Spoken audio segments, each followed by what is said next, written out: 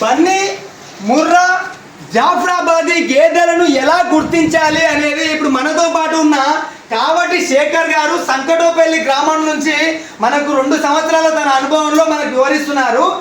ఏ గేదెలైనా కానీ ముందుగా ఆ గేదెలకున్న కొమ్ములతోనే దాని జాతి లక్షణాన్ని గుర్తుపట్టవచ్చు అని చెప్పేసి మన కావటి శేఖర్ గారు చెప్తున్నారు. ముందుగా జాఫ్రాబాదీ గేదెలను గుర్తించడం ఎలా అనేది ఇప్పుడు మనం చూస్తే, ఇది జాఫ్రాబాదీ గేదె. ఈ పరిమాణంలో పెద్దగా ఉండే ఈ జాఫ్రాబాదీ గేదె కొమ్ములు కూడా ఆయన పరిమాణంలో చాలా పెద్దవిగా ఉంటాయి. ఈ పెద్దవైన కొమ్ములు ఇట్లా పక్కకు వంగి ఉండి మళ్ళీ ఎమ్మడే రింగులాగా వెనక్కి తిరిగి వస్తాయి. ఇది జాఫ్రాబాదీ గేదెని గుర్తించే లక్షణం. ఒకటి, పరిమాణంలో పెద్దది మరియు వెయిట్లో కూడా చాలా బరువైంది కాబట్టి దీని పాల దిగుబడి కూడా చాలా ఎక్కువ ఉంటుంది. అంటే మన మామూలు బర్రెలైన 4 నుంచి 5 లీటర్లు ఇస్తే ఇది 7 నుంచి 9 లీటర్ల పాలు ఇచ్చే రకంగా జాఫ్రాబాదీ గేదెని మనం చెప్పుకోవచ్చు. ఇప్పుడు జాఫ్రాబాదీ గేదె కొమ్ముల రకాన్ని చూసినాం కదా, అలాగే ఇప్పుడు ఈ బన్నీ రకం గేదెల కొమ్ముల రకం చూద్దాం మనము. కొంచెం కొమ్ములు పెద్దవిగా ఉండి ఆ ముందరికి ఒంపు తిరిగి ఉంటాయి అన్నట్టు బన్నీ రకం గేదెలవి. ఇవి కూడా బలిష్టమైన ఆకారంతోనే ఉంటాయి, కాకపోతే ఈ పొడవు పరిమాణం కొంచెం తక్కువగా ఉంటుంది. ఇదే కదా, పరిమాణం తక్కువ ఉంటుంది అన్నట్టు. ఇక ముర్రా జాతి గేదె విషయానికి వస్తే, ఇది ముర్రా జాతి గేదె యొక్క మన కొమ్ముని మనం చూస్తే ఒకసారి దగ్గర ఇక్కడ కొమ్ము అనేది చాలా దగ్గరికి వంపు తిరిగి ఉంటుంది వెనక్కి. ఇది ముర్రా జాతి గేదెని గుర్తుపట్టే లక్షణం అని చెప్పేసి మన కావటి శేఖర్ గారు తన మాటల్లో వివరిస్తున్నారు. ఈ ముర్రా జాతి గేదె ఎత్తు కూడా చాలా పెద్దది. ఎత్తులో ముర్రా జాతి గేదెలు ఉంటాయి. వీటి గురించి మన దగ్గర ఉన్న కావటి శేఖర్ గారిని అడిగి తెలుసుకుందాము. చెప్పండి శేఖర్ గారు, ఈ 3 రకాలైన గేదెలను మీరు ఎంచుకోవడానికి గల కారణం ఏంటి? జాఫ్రాబాదీ అంటే కొద్దిగా పటిష్టంగా బలంగా ఉండి కొద్దిగా హెవీ సైజు ఉండి పాలు ఎక్కువ ఇస్తాయి.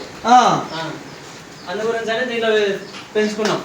అంటే జాఫ్రాబాదీ గేదెల బరువు కానీ ఎత్తు కానీ పరిమాణం కానీ పెద్దగా ఉండి వాటి మిల్క్ ఈల్డింగ్ కూడా ఎక్కువగా ఉంటుంది అనేది జాఫ్రాబాదీ గేదెల లక్షణం అంటారు.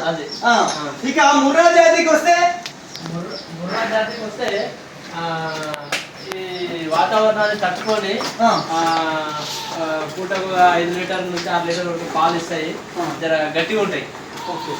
అంటే ముర్రా జాతి గేదెలు ఎక్కడైనా మనం మెయింటైన్ చేసుకోవచ్చు, చాలా ఈజీగా మన వాతావరణానికి సెట్ అవుతాయి అని చెప్పేది ముర్రా జాతి గేదెల లక్ష్యం అని చెప్తారు.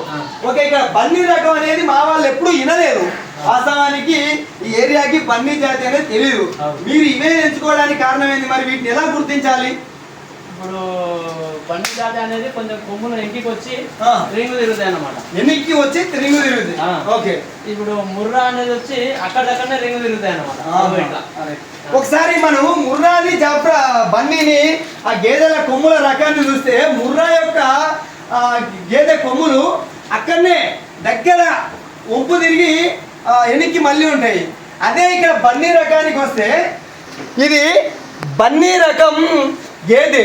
దీని కొమ్ములకు ఒకసారి మనం వచ్చి చూస్తే, కొమ్ము అనేది తల భాగం నుంచి కొంచెం వెనక్కి తిరిగి ఇక్కడ మళ్ళీ తన తల మీదకి కొమ్ము వస్తుంది. ఇది బన్నీ రకం గేదె.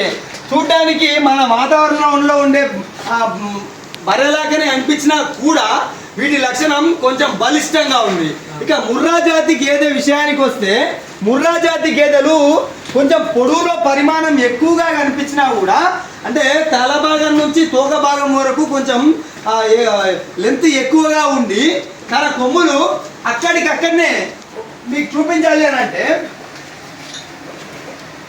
ఇది ముర్రా జాతి గేదె. ఇది పరిమాణంలో ఎక్కువగా ఉండి తన కొమ్ములని దగ్గర తీసుకురా, తన కొమ్ములని ఇక్కడ దగ్గరికి మళ్ళీ వెనక్కి సుడి తిరుగుతుంది. ఇది ముర్రా జాతి గేదెని గుర్తించే రకం.